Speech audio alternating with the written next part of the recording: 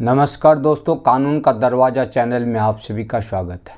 आज के इस एपिसोड में मैं आप सभी को जानकारी दे रहा हूं कि समाज में इस तरह के ढेर सारे पीड़ित लोग हैं जिनके फरीक द्वारा उनके हिस्से की ज़मीन को बिक्री कर दिया जाता है और वह परेशान हो जाते हैं।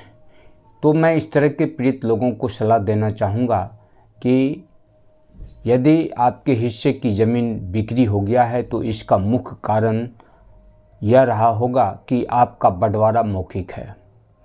इस तरह की घटना अक्सर मौखिक बंटवारा के कारण हुआ करता है। इसलिए यदि आपके साथ इस तरह का घटना हुआ है तो आप सर्वप्रथम बाकी बचे ज़मीन का पंचनामा बंटवारा अवश्य कर लें।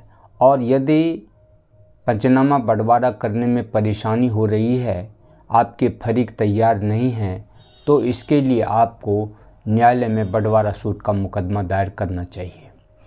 जहाँ तक सवाल रहा कि आपके हिस्से की ज़मीन को बिक्री कर दिया है, जिस पर आप बहुत दिनों से, काफ़ी लंबे समय से काबिज हैं, तो इस तरह की भूमि को पुनः प्राप्त करने के लिए अक्सर लोग भटक जाते हैं और रेवेन्यू कोर्ट में चले जाते हैं, अर्थात भूमि सुधार उपसमहर्ता के न्यायालय में मोटेशन अपील का मुकदमा दायर करते हैं। और वह मुकदमा भी वह सेल्डीड प्राप्त जिन्हें है, अर्थात जिन्होंने ज़मीन को खरीद किया है, क्रेता हैं, उनके विरुद्ध मुकदमा दायर किया जाता है। लेकिन इससे आपको कुछ प्राप्त नहीं होता है। वास्तव में यदि आप मोटेशन अपील का मुकदमा जीत भी जाते हैं तो आपके प्रतिवादी के पास, आपके विपक्षी के पास वह फर्जी केवाला का कॉपी रह जाता है, जिस कारण से आप भविष्य में पुनः परेशान हो सकते हैं। और वह व्यक्ति जो मोटेशन अपील का मुकदमा हार जाता है, वह पुनः आपकी ज़मीन को किसी अन्य व्यक्ति के हाथों में बिक्री कर सकता है। इस तरह से आप काफ़ी लंबे समय तक मुकदमाबाजी में फंसे रहेंगे।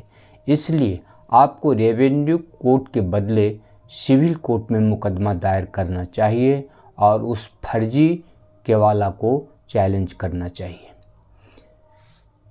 तो दोस्तों, आज की इस एपिसोड में बस इतना ही कहना चाहूँगा। फिर अगले कानूनी वीडियो का आप इंतज़ार करें। और अंत में आपसे कहना चाहूँगा कि यदि आपने अब तक हमारे चैनल को सब्सक्राइब नहीं किया है तो हमारे चैनल के साथ जुड़ें और कानूनी सलाह, कानूनी जानकारी प्राप्त कर अपनी समस्याओं का समाधान खुद करें।